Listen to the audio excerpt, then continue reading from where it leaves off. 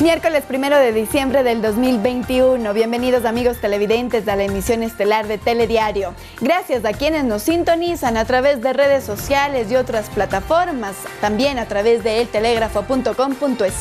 Aquí les contaremos las noticias más importantes de la jornada. Revisemos los titulares. Sebastián Yunda fue detenido en Argentina por la Policía de Migración tras la difusión roja de Interpol. La justicia ecuatoriana lo requiere por un juicio en un tráfico de influencias. Lo ha comunicado este día miércoles el Ministerio de Gobierno. Se suspende debate el segundo de la ley reformatoria a la minería. Hay varias modificaciones sobre el tema concesiones y corresponsabilidad de las mineras.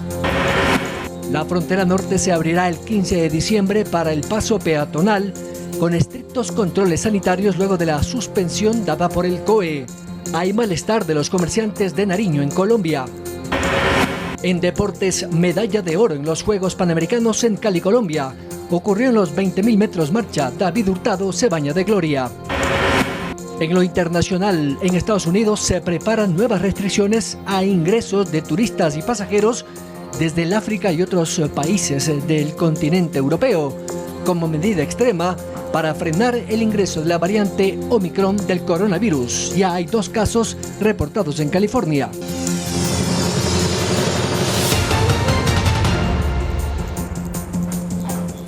Iniciamos contándoles que la reforma a la ley minera fue conocida y tratada este miércoles 1 de diciembre por el Pleno de la Asamblea Nacional. Entre los temas que fueron propuestos al debate está la generación de empleos preferentes, la ampliación de áreas en las cuales se prohíbe la extracción minera, la creación de un régimen especial de minería artesanal, entre otros.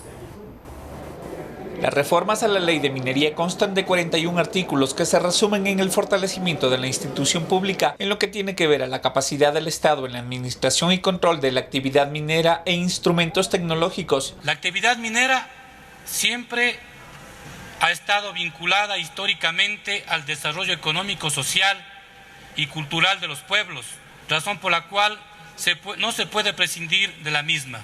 Según los miembros de la Comisión de Biodiversidad, el país vive una realidad de 2 frentes respecto de la actividad minera, por lo que plantean: una figura innovadora es la incorporación de la minería ancestral como estrategia para reconocer y proteger los saberes y tecnologías ancestrales. La propuesta busca un instrumento legal que permita el desarrollo de la actividad sobre la base del cuidado del medio ambiente, pero algunos asambleístas quieren mayor control, por lo que proponen una transitoria en la reforma a la ley. Que en el plazo no mayor a 6 meses después de la publicación de esta reforma, se auditarán todas las concesiones mineras.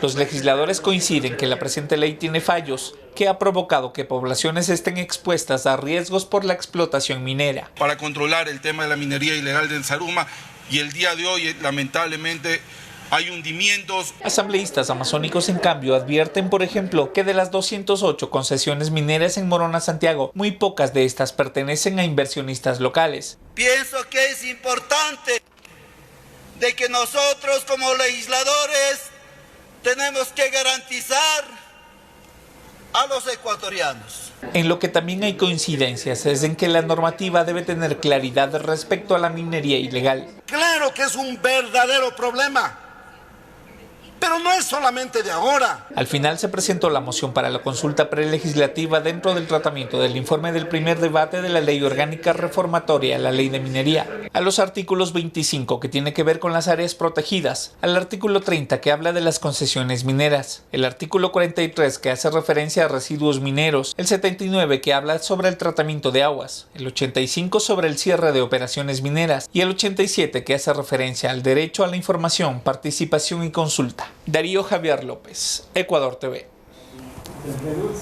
La Comisión de Biodiversidad de la Asamblea Nacional recoge los insumos que servirán para mejorar la aplicación de la Ley de Planificación de la Circunscripción Territorial Amazónica, ley que distribuye entre los gobiernos locales de la región amazónica los recursos económicos provenientes de la explotación petrolera. La Comisión Entera de Biodiversidad de la Asamblea Nacional, con el propósito de evaluar y hacer seguimiento de la Ley de Planificación de la Circunscripción Territorial Amazónica, ha recorrido por todas las provincias de la región para recoger las observaciones de los actores en territorio sobre la aplicación de esta ley. De los varios encuentros participaron representantes de las universidades, delegados de los 3 niveles de gobierno, la Red de Mujeres Amazónicas y organizaciones sociales. Porque siempre hemos visto que algunos proyectos, según la ley dice, más del 70% o 70% por lo menos tienen que estar los amazónicos. Este ejercicio, según los asistentes a la socialización, permite verificar el cumplimiento de la ley, al tiempo que abre el espacio para que la sociedad civil se involucre en los temas legislativos. Es muy importante el que se comience a evaluar cuánto se ha cumplido de las leyes.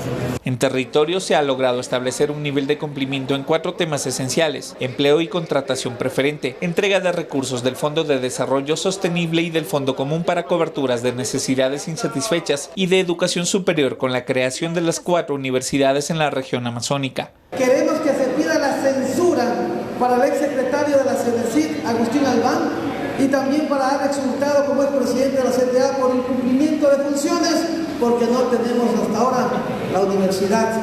Los resultados de las mesas técnicas que se ejecutaron en territorio recogieron las observaciones e inquietudes de los ciudadanos amazónicos en temas de procesos de capacitación y apoyo técnico para la contratación de empleo de mano de obra local. Hoy hemos recogido, nosotros igual como hicimos ayer en Sucumbío, vamos a irlo sistematizando con la finalidad de elevarlo a un informe muy detallado y que pueda constar, en este caso, para lo que va a ser lo que estamos haciendo, la fiscalización de esta ley. Darío Javier López, Ecuador TV. Y a través de un comunicado, la Asamblea dio a conocer que se declararán en receso parlamentario desde el día 16 de diciembre hasta el día 30 de diciembre del 2021. Esto incluye a los asambleístas principales y alternos del Legislativo, así como para las sesiones de pleno de las comisiones especializadas, permanentes y ocasionales y toda actividad legislativa. Durante el receso parlamentario, todas las actividades administrativas de gestión y funcionamiento se mantendrán. Mientras dure el receso, los plazos o términos de los trámites ordinarios para la aprobación de leyes, sustentación de solicitudes de juicio político y trámite de amnistías de indultos, quejas y denuncias se suspenderán. Lo mismo sucederá con los plazos o términos de los trámites de proyectos de urgencia en materia económica.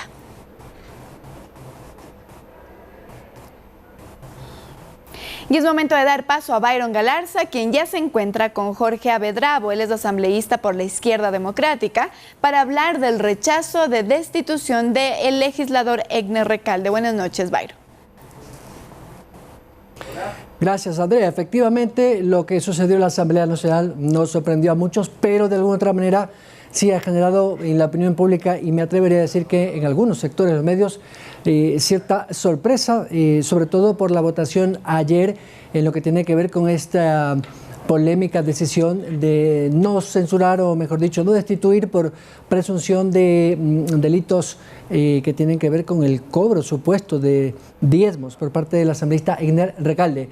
Sorprendió o no la votación de algunos bloques como el correísmo. No sabemos cuál es su posición porque no lo han hecho público, pero esta noche compartiremos esta mesa de trabajo con el asambleísta de la provincia de Bolívar, por el Partido Social Cristiano, Jorge Abedrabo. Asambleísta, buenas noches.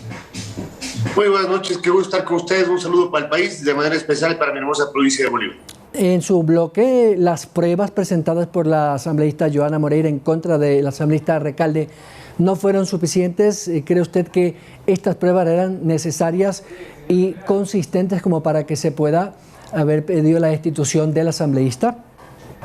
Bueno, el informe del Comité de Ética de manera general creo que era contundente, un informe que venía atajado a través de los organismos técnicos, un informe que tenía todos los argumentos necesarios para un tema de destitución. Sí lo decimos con mucha claridad, nos sorprendió mucho la decisión de algunos bloques. Nosotros tomamos la decisión de votar a favor de la destitución porque lo que tenemos que demostrar ahora es coherencia con lo que decimos y con lo que hacemos. Demostrar que la credibilidad se recupera con honestidad y trabajo.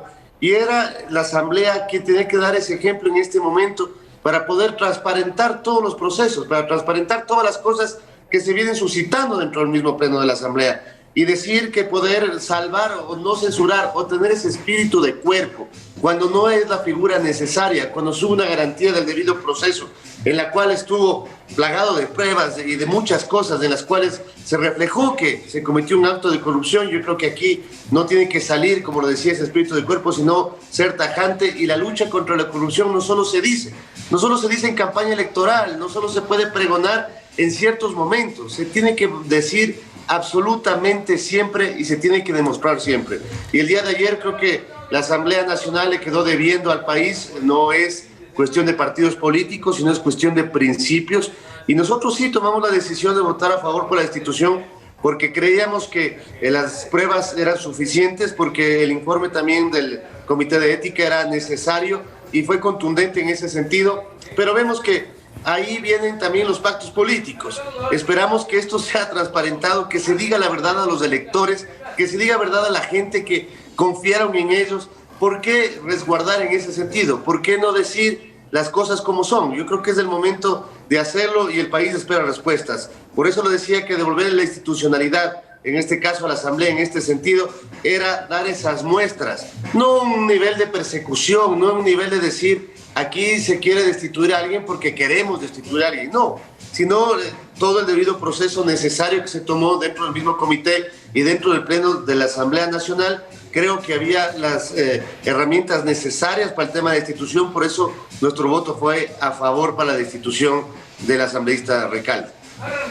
Ya cambiando de tema, permítame, asambleísta, una vez que la ley económica urgente ha sido publicada ya en el registro oficial y es ley de la República, a partir de hoy ya comienza a regir en vigencia, o desde ayer. Pero hay bloques como Pachacute que dicen que van a presentar un proyecto de derogatoria de esta ley. Sin embargo, de lo que hemos leído en la Constitución y lo que dicen algunos expertos en derecho constitucional, esto no aplicaría por quien debería presentarlos el propio presidente, que es colegislador. Ustedes tampoco estuvieron de acuerdo con la entrada en vigencia de esta ley. ¿Cuál podría ser el siguiente paso? Bueno, ahí es claro el artículo 140 de la Constitución en su inciso segundo, el cual determina que el proyecto, si entra por Ministerio de Ley, puede derogarse a través de un proyecto de ley, en este caso, como se fue presentado, entiendo que fue presentado por Pachacuti, que tiene que tener un trámite ordinario. Eso quiere decir una calificación por parte del CAL, un primer debate, un segundo debate. Esto no quiere decir que no entre en vigencia el proyecto que, como usted bien lo menciona, ya está publicado en el registro oficial.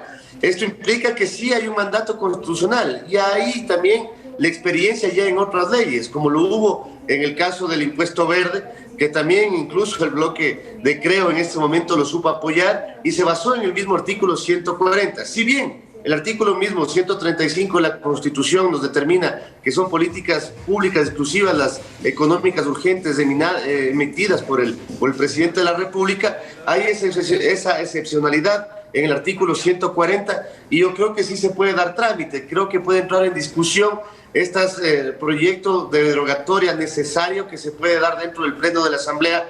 Vemos que no era el reflejo de todo el Parlamento, vemos que hubo distorsión en el tema de las votaciones, vimos que hubo división dentro de la misma. Nosotros hemos sido tajantes en que meterle la mano al bolsillo al pueblo ecuatoriano siempre va a traer problemas, que no es la solución económica efectiva, que los tributos, en este caso el tema de impuestos, no es la solución económica que hoy necesita el país. Y si hoy se ha tomado esa decisión por parte del movimiento Pachacuti en ello, tendrá que tener todos los fundamentos de fondo y de forma jurídicos para que se pueda hacer, pero el artículo 140 de la Constitución lo aplica y lo podría hacer desde esa perspectiva. Bueno, según algunos constitucionalistas consultados, y que de hecho usted lo puede ver en las cuentas de redes sociales, lo hacen público, por ejemplo el doctor Ismael Quintana, que dijo que no puede derogarse una ley que crea o modifica impuestos sin que el presidente de la República, que es el proponente, presente el proyecto de ley para hacerlo. Si lo hace, que quiere decir que si la Asamblea propone este hecho, tendrá que tener como colegislador el presidente la capacidad de veto, total o parcial. Bueno, entonces se convierte eso también implica... ¿En qué se convierte esto? ¿En juego del gato y ratón? Efectivamente podría entrar a tener un trámite ordinario, podría entrar a través del veto del presidente, tiene que haber exclusivamente el veto del presidente, pero no quita la facultad legislativa dentro de ellos de cualquier legislador o cualquier bloque legislativo que lo faculta la misma Constitución, poder entrar en este proyecto de ley para derogar una ley que ha entrado valga la redundancia, por el Ministerio de la Ley. Entonces, dentro de eso se podrá analizar, se podrá debatir, para eso habrá los dos debates, habrá la calificación misma dentro del CAL, e incluso hay el mecanismo de la acción de inconstitucionalidad, que lo podrán hacer a través de un órgano jurisdiccional, que es en este caso desde la Corte Constitucional, que lo pueden hacer por errores de fondo y de forma de la misma ley, y sí conociendo que cuando se haga el caso de la acción inconstitucional y sea calificada, suspende incluso la expedición de la misma ley. Entonces, hay algunos fundamentos, hay algunos temas que tienen que tratarse todavía, sabiendo que ya está en vigencia esta nueva ley tributaria. Bueno, habrá que ver qué es lo que sucede, porque ya prácticamente pues estamos a 20 días de que se acabe el año, 28 días, pero además ustedes entran en la vacancia legislativa. Asambleísta, no tengo más tiempo, pero le quiero agradecer, muy gentil. Siempre las órdenes, un abrazo. Gracias al asambleísta por la provincia de Bolívar, Jorge Abedravo, del Partido Social Cristiano, a propósito de su posición en torno al juicio político a Egner Valencia, o mejor dicho, el juicio que se pretendía destituir al asambleísta Egner Recal por una presunción de actos de corrupción, y que evidentemente esto no ha pasado, y también su postura en torno a la entrada en vigencia de la ley económica urgente. Es el momento de una pausa. Andrea Orbe regresa con más información.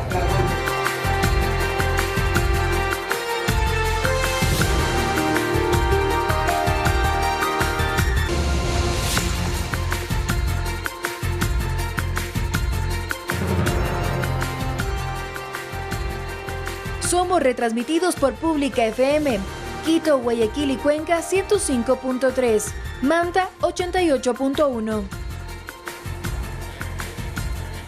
19:20. Ahora les contamos, amigos televidentes, que hasta el 22 de diciembre hay plazo para que los delegados de los empleadores y trabajadores definan el monto del incremento del salario básico unificado. Los primeros piden $25, mientras que los segundos se rigen a lo que establece el Código del Trabajo, que establece el porcentaje de la inflación anual acumulada. Tras la resolución del Ministerio del Trabajo de postergar una nueva reunión del Consejo Nacional del Trabajo y Salarios en máximo una semana, este ente debería reunirse nuevamente y definir si el incremento será de $25, como plantean los trabajadores, o de apenas $1.75, como dice la ley. Por ejemplo, los costos de producción en el segmento, por ejemplo, de las tasas de interés, del costo del dinero, hoy son menores de acuerdo a lo que se nos informó por parte del Banco Central del Ecuador, principalmente en el segmento productivo. Hoy una ley tributaria ya en vigencia establece una serie de exenciones o una suerte de facilidades tributarias, por ejemplo, para nuevas inversiones. El indicador de inflación acumulada al mes de octubre es de aproximadamente el 1.6%, con una expectativa de cierre del 1.8% en el mes de diciembre. ¿Qué quiere decir esto? Que ya arrancamos con una pérdida del poder adquisitivo del salario de aproximadamente el 2%. El sector empresarial es claro. Rodrigo Gómez de la Torre, representante de la patronal, dice que el Código Laboral requiere modificaciones. El Código Laboral es muy claro en su artículo 118, que determina que de no existir acuerdo entre trabajadores y empleadores, se deberá aplicar la inflación proyectada para el año 2022, que en las cifras que tenemos disponibles al momento es de $1.28.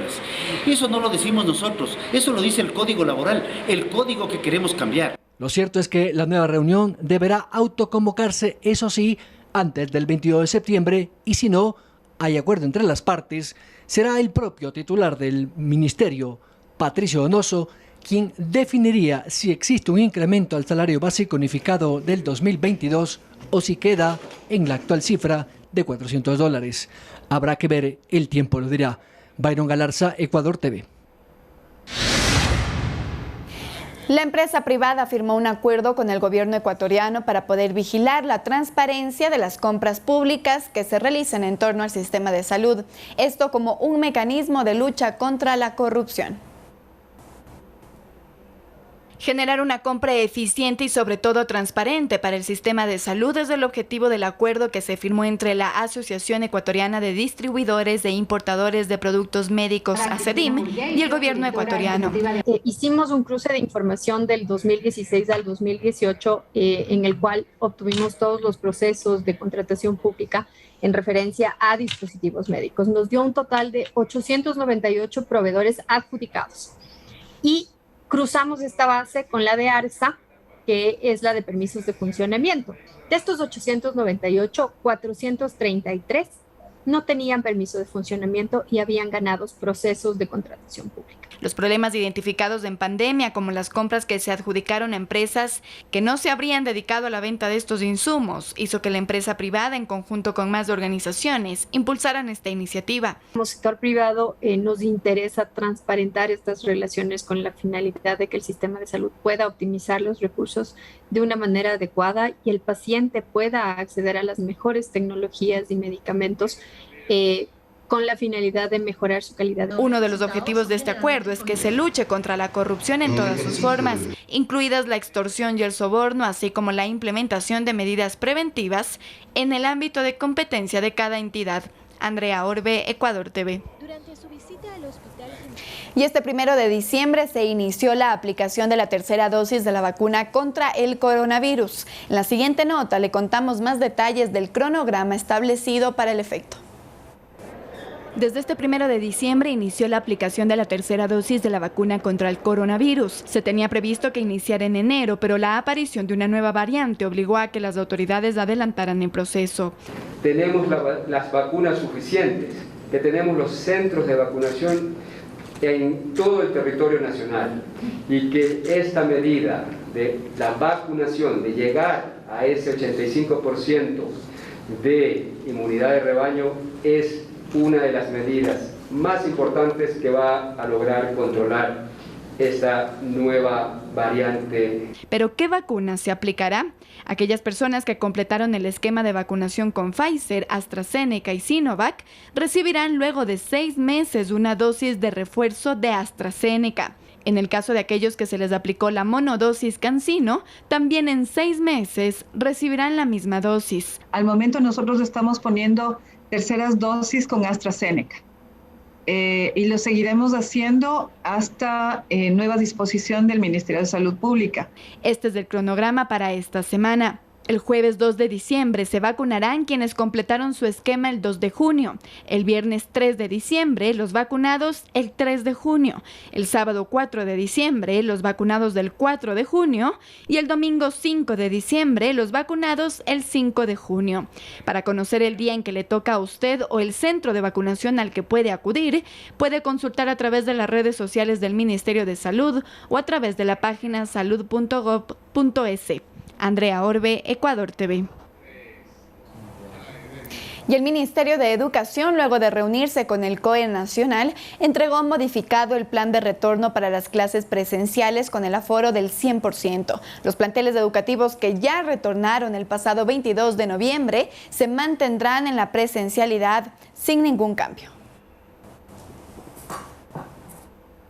El Ministerio de Educación, luego de reunirse con el COE Nacional y analizar la situación epidemiológica del país, tomó la decisión de que el retorno a las aulas con el 100% de aforo completo será a partir del 7 de febrero del 2022 para el régimen Sierra Amazonía y el 3 de mayo para el régimen Costa. La ministra de Educación, María Brown, en una rueda de prensa, informó sobre los cambios que se realizaron al cronograma. Este 100% de aforo para el régimen Costa se dará con el inicio del nuevo año lectivo 2022-2023 y para el régimen Sierra Amazonía en el segundo trimestre 2021-2022. Gabriel Casaña, subsecretario de Administración Escolar, nos explica que para quienes desean mantenerse en la modalidad virtual será posible a través de 2 instituciones fiscales, los Arupos para el régimen Sierra y los Guayacanes, la Costa. Como se había planificado, está la implementación de las nuevas instituciones educativas con una modalidad a distancia que van a ser parte del sistema educativo y en este sentido también vamos a continuar con lo que se encontraba previsto y esto es con una primera fase de una encuesta para identificar el interés que se ha llevado a cabo desde el 24 de noviembre. Para quienes desean mantenerse en la modalidad virtual, existe un cronograma para la inscripción, matrícula y traspaso de institución, iniciando con la encuesta de interés, la cual puede ser llenada por las familias a través de la página del Ministerio de Educación. Posteriormente, entre enero 24 y febrero 4 del 2022, se entregarán las solicitudes de matrícula y traslado al segundo quimestre en el régimen Sierra Amazonía en la institución Arupos. El 7 de febrero es el inicio de las clases a distancia en la Sierra y Amazonía. Las matrículas para la institución Guayacane se darán del 11 al 24 de abril del 2022 y los traslados del 28 de marzo al 9 de abril. Y del 27 de abril al 1 de mayo. El inicio de clases en esta institución será el 3 de mayo del 2022. Actualmente existen 10.053 instituciones educativas que se encuentran con un plan de continuidad aprobado, es decir, un 62% de las instituciones a nivel nacional. Brown nos explica que el retorno se dará siempre y cuando los cantones hayan alcanzado el 85% de la vacunación en el grupo etario definido. Todas estas decisiones se toman considerando la salud y la integridad de los estudiantes. Buscamos ir hacia ese aforo al 100% de la presencialidad. Las fechas han sido pospuestas para este retorno al 100% del aforo, pero continuaremos aprobando planes de continuidad educativa para las instituciones que cuenten con las condiciones en los aforos reducidos. El retorno a las clases presenciales tendrá el siguiente cronograma: el 7 de febrero del 2022 para el régimen Sierra Amazonía, es decir, para el segundo quimestre del periodo 2021-2022. El 3 de mayo del 2022 será para el régimen Costa Galápagos, es decir, para el inicio del nuevo año lectivo 2022-2023. Además, se agregó que se seguirán aprobando planes de retorno a las instituciones que cuenten con las condiciones óptimas en los aforos reducidos. Manuela Bedón, Ecuador TV. La frontera colombo-ecuatoriana permanecerá cerrada hasta el 15 de diciembre. Así lo decidieron los presidentes de ambos países debido al hallazgo de una nueva variante del coronavirus.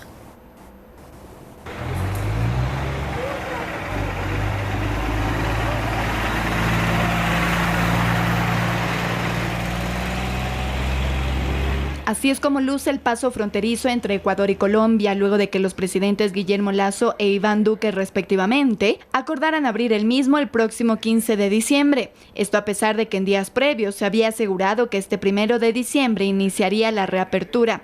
A través de Twitter, el presidente de Ecuador lo anunció. Aseguró que tras un acuerdo con su homólogo, se tomó la decisión. El proceso para reabrir la frontera tendría 3 fases. El primero comprende el paso de tractocamiones que trasladan importaciones y exportaciones a través del puente internacional Rumichaca. La segunda fase, que estaba prevista para el 31 de diciembre, contemplaba la apertura del paso a peatones en los puentes San Miguel y Rumichaca, mientras que la tercera fase se preveía la apertura al paso vehicular en los viaductos mediante el sistema pico y placa, según los números pares o impares. Estas etapas serán evaluadas por las autoridades de los dos países para preservar, según dijeron, la salud y economía de las poblaciones fronterizas. Andrea Orbe, Ecuador TV. Es momento de una nueva pausa, amigos televidentes, pero quédese con nosotros que al volver le contaremos los detalles sobre la detención del hijo del exalcalde Jorge Yunda. Ya volvemos. Síguenos en nuestras redes sociales, Facebook, Instagram y Twitter.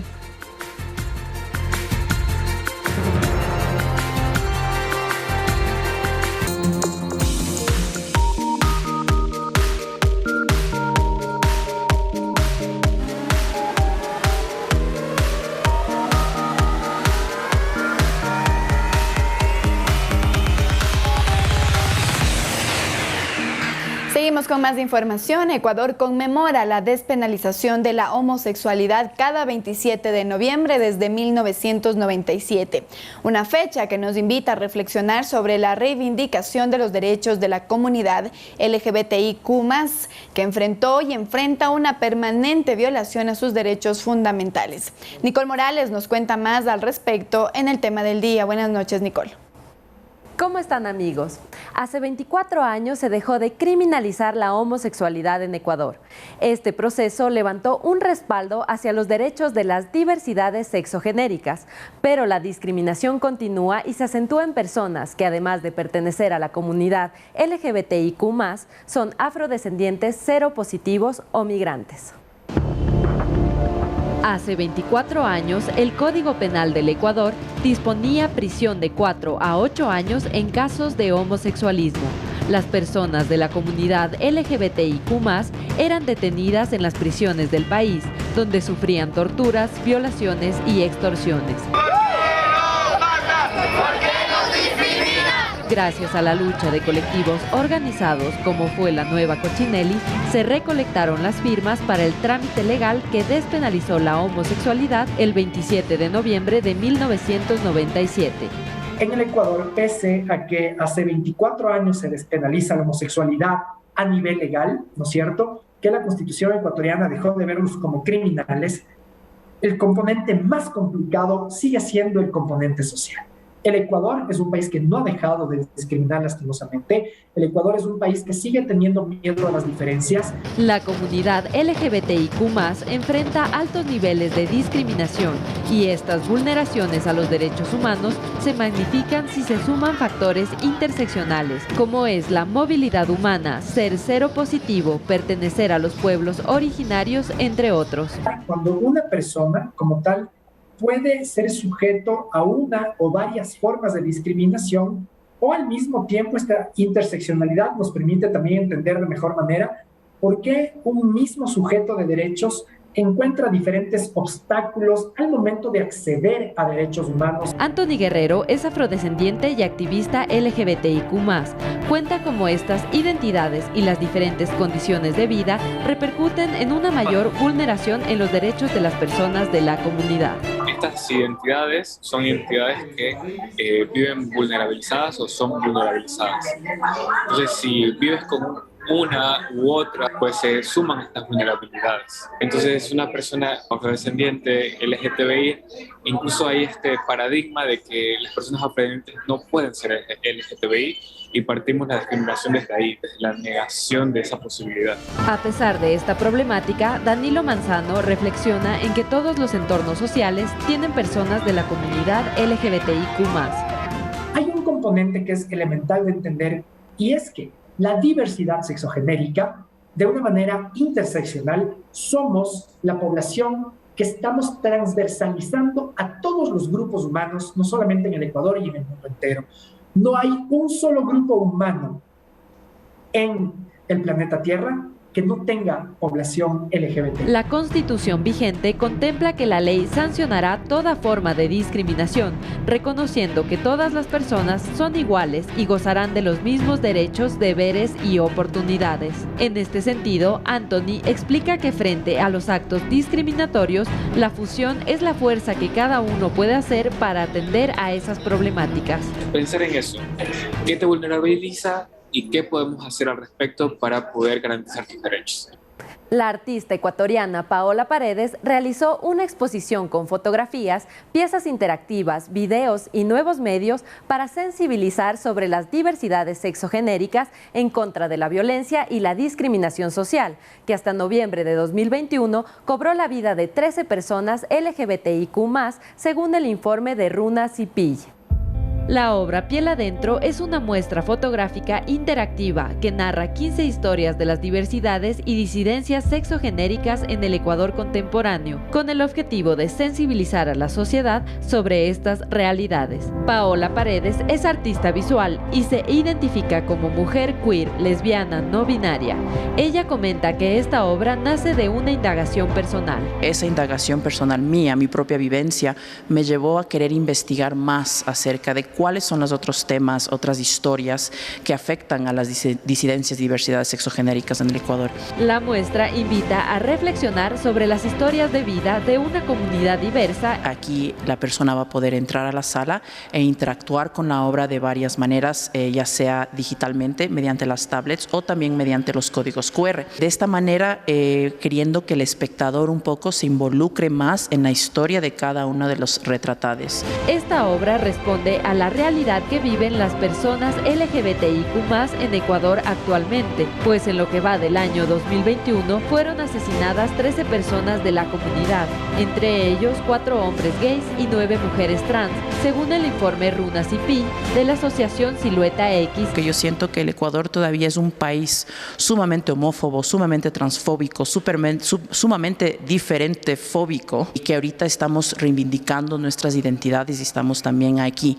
luchando para que el Ecuador sea un país que acepte un poco más a estas disidencias y diversidades sexogenéricas. Desde el jueves 2 de diciembre, la exposición estará abierta al público en el Centro Cultural Metropolitano. A nivel regional, el instrumento que garantiza de manera explícita los derechos de las comunidades LGBTIQ+ es la Carta Andina de Derechos Humanos. En su artículo 52, reconoce que las personas, sin importar su orientación u opción sexual, tienen iguales derechos humanos que todos los demás. Seguimos con más información. Muchas gracias, Nicole, por ese reporte. Y ahora, amigos televidentes, les contamos que el Tribunal Penal de la Corte Nacional de Justicia, conformado por los jueces Byron Guillén, Adrián Rojas y Mercedes Caicedo, decidieron ampliar la sentencia solicitada por Galo Lara el pasado 29 de septiembre y lo declararon inocente de la causa que lo condenó en 2013 como cómplice del crimen de una familia en Quinsaloma, provincia de Los Ríos.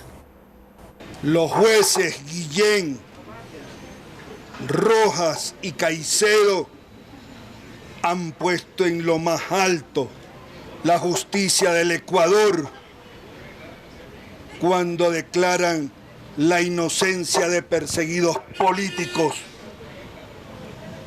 como Carolina Llanos y Galo Lara y Gilbert Llanos. Hoy estos jueces de esta nueva justicia declaran la inocencia de los perseguidos políticos del 30S. Sin la ayuda de Dios, no hubiese sido posible esto el día de hoy. Y Sebastián Yunda, hijo del exalcalde de Quito, Jorge Yunda, y quien contaba con notificación roja de Interpol desde noviembre pasado, fue ubicado y detenido hoy en Buenos Aires, Argentina. Se prevé que llegue al país dentro de algunas semanas. Así lo dio a conocer el Ministerio de Gobierno a través de un comunicado en el cual señalan que el hijo del exalcalde de Quito era buscado en 194 países en todo el mundo. Su detención se realizó mediante cooperación internacional entre la policía de Ecuador y Argentina en atención a la notificación roja de Interpol que pesaba sobre él desde noviembre pasado. Recordemos que desde octubre de este año pesa sobre Sebastián Yunda una orden de prisión preventiva por el presunto delito de asociación ilícita.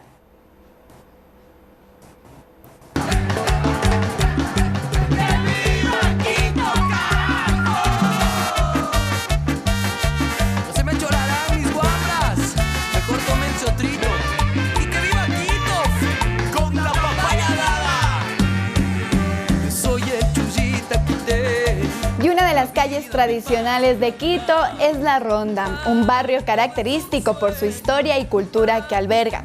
Conozcamos más de sus artesanos que reviven la historia de la Carita de Dios.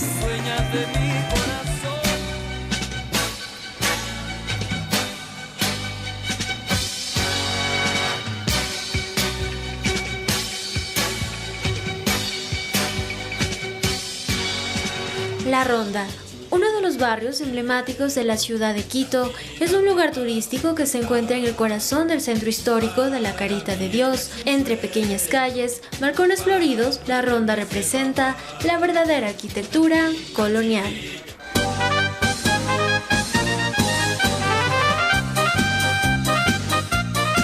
Una de las representaciones de la histórica Ronda son los oficios, talleres y artesanos, quienes a través de sus obras y artesanías buscan preservar el patrimonio cultural e inmaterial de la capital.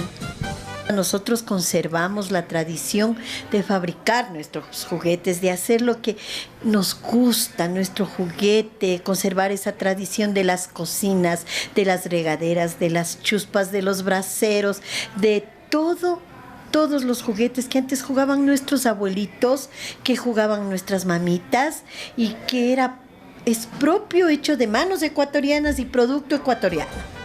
Auténticas obras de arte son las que se exponen dentro de las casas tradicionales de este barrio, donde los obreros y artesanos, a través de la orfebrería, taracea y tallado, reviven a la escuela quiteña y al Quito barroco. Los tableros, yoyos y trompos, hechos a mano, expuestos en la calle tradicional de este barrio, también son evocaciones de los juegos tradicionales que han representado por generaciones a los quiteños. En este taller se elabora trompos, yoyos, valeros, perinolas, y el plus de este taller son los propios reinventos. Y si queremos deleitarnos del buen café, chocolate y delicias quiteñas, los restaurantes llenos de cultura y arquitectura antigua le permitirán compartir un momento agradable entre amigos y familia. Un lugar lleno de tradición que no podemos dejar de visitar en estas fiestas de la capital. En el barrio La Ronda, Centro Histórico de Quito, Ecuador TV. ¡Viva Quito! ¡Por siempre! ¡Quito bonito! Es momento de una nueva pausa, amigos televidentes. Quédense con nosotros que tenemos información internacional al regresar.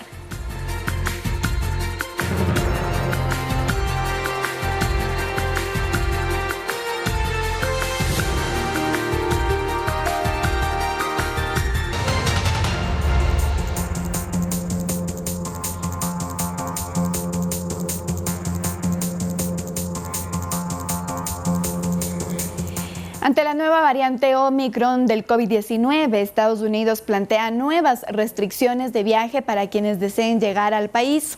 Esto luego de que hace pocos días atrás restringiera el acceso a viajeros que provenían desde el sur de África. El gobierno de los Estados Unidos planea nuevos requisitos de ingreso para los viajeros que deseen llegar al país tras la aparición de Omicron, la nueva variante de COVID-19. El Centro de Control y Prevención de Enfermedades de los Estados Unidos ha elaborado un borrador en el cual se plantea el siguiente protocolo. Entre las propuestas se encuentra que los viajeros que lleguen al país se deben realizar una prueba 24 horas previas a su vuelo, ya sea que estén o no vacunados. Además, también se incluyen pruebas diagnóstico posteriores a su llegada y se evalúan cuarentenas obligatorias. Se comenta acerca de la posibilidad de imponer multas o sanciones a los viajeros que no cumplen con los requisitos. Esta opción aún está siendo analizada, ya que se necesita la evaluación y aprobación del Departamento de Justicia. Como medidas previas, la semana pasada el presidente de Estados Unidos anunció que tomó medidas inmediatas para restringir los viajes que provenían desde el sur de África y así minimizar el nivel de contagio ante la nueva variante. Las autoridades de Estados Unidos informaron que este jueves 2 de diciembre el presidente Joe Biden dará a conocer de manera oficial su nueva estrategia de control ante la pandemia. Amigos televidentes, a manejar con cuidado. Nos despedimos, no sin antes recordarles que este jueves lo estaremos esperando en Doctor 7. Nos acompañarán el doctor Patricio Almagro, él es oftalmólogo, retinólogo. Estaremos conversando con él sobre la salud visual y la retinopatía. También estaremos con Santiago Egas, él es speaker de la campaña tema Disfruta de la luz con protección sobre el cáncer de piel. Así que ya saben, lo esperamos también en nuestras emisiones a partir de las 6 de la mañana. Que tengan todos una excelente noche.